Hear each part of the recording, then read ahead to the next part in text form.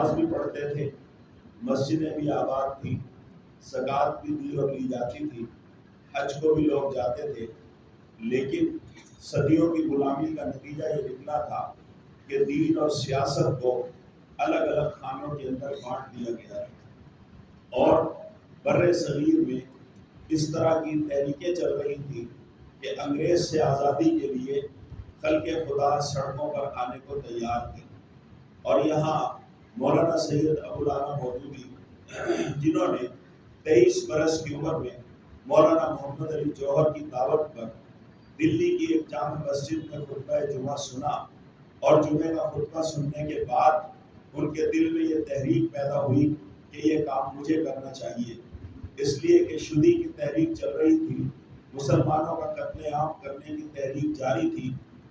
اور اس کے ساتھ ساتھ یہ بھی کہا جا رہا تھا کہ اسلام تلوار سے پھیلا ہے۔ مولانا محمد علی جوہر نے اس وقت یہ خواہش کا اظہار کیا، کاش کوئی اللہ کا بندہ اٹھے جو اس برہمن زادے کو بتائے کہ اسلام کی روح جہاد اور فلسفہ جہاد کیا ہے، اسلام کس قسم کا نظام حکومت چاہتا ہے، اور کہاں کہاں فتنے اور فساد کی بےخبری کے لیے جہاد کا حکم دیتا ہے،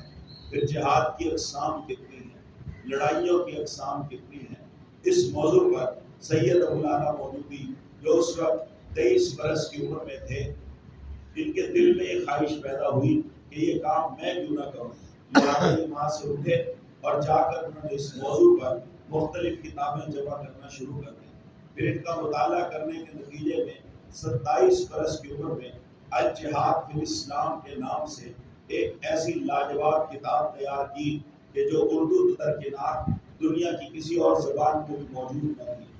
اور علامہ محمد اقبال نے جب اس کتاب کو دیکھا تو دیکھنے کے بعد فرمایا کہ میں نے ایسی کتاب اس موضوع پر اردو تو درکنار کسی اور زبان کے اندر بھی نہیں دیکھی۔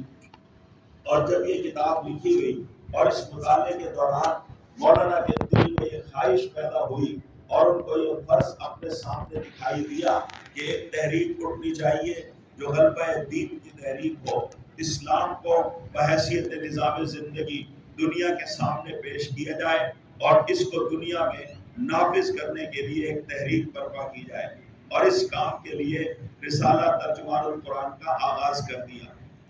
مولانا کو آپ جانتے ہیں کہ اس سے پہلے الجمیت کے ایڈیٹر تھے، یہ جمیعت علماء ہند کا ترجمان تھا اور اس کے ایڈیٹر مولانا مودودی تھے، ان کے مضامین تہلکہ مچا رہے تھے۔ اور یادش بخیر میں یہ بات بھی کہنا چاہتا ہوں کہ اس زمانے میں مولانا کے چہرے پر داڑھی بھی نہیں تھی، مولانا اس زمانے میں پینٹ کوٹ بھی پہنتے تھے، پتلون بھی پہنتے تھے، اور جمیعت علماء ہند نے انہیں اپنے میگزین کا ایڈیٹر بنایا تھا، اور مولانا نے وہاں جو مضامین لکھے تھے، جو اداریے اور اشارات لکھے تھے، انہوں نے بر صغیر کے علمی حلقوں میں اور صحافتی حلقوں میں ایک تموج پیدا کر دیا تھا۔ لیکن مولانا حسین احمد مدنی جو جمیعت علماء اسلام کے اکابر علماء میں سے تھے، انہوں نے یہ فلسفہ پیش کیا کہ قومیں قرآن سے بنتی ہیں نہ کہ ادیان سے۔ مولانا مودودی کو ان کی اس رائے سے اختلاف تھا، اور یہ اصولی اختلاف تھا کہ قومیں تو دین کی بنیاد پر بنتی ہیں،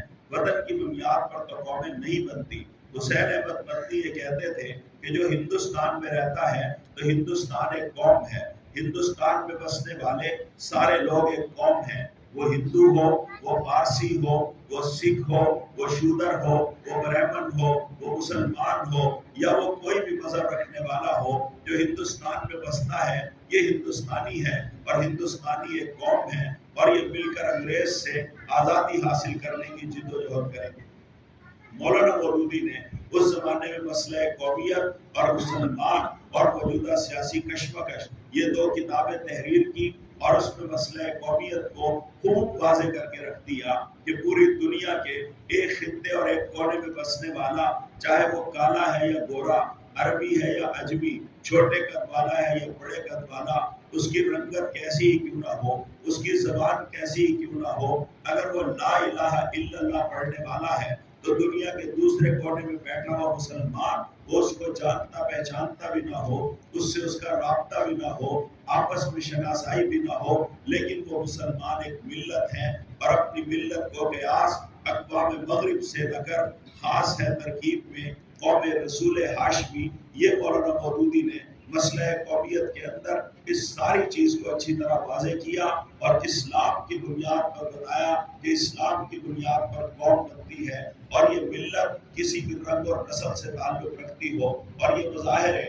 ہم اپنی نمازوں کے اندر بھی دیکھتے ہیں یا حج کے موقع پر بھی دیکھتے ہیں کہ مختلف علاقوں سے لوگ آتے ہیں اور ایک کلمہ سب کی زبان پہ ہوتا ہے، لبیک اللہم لبیک لا شریک لک لبیک۔ ایک ہی گفتگو کرتے ہیں، ایک ہی جیسی چادر پہنتے ہیں، ایک ہی جیسا لباس پہنتے ہیں، اور جب احرام اتار دیتے ہیں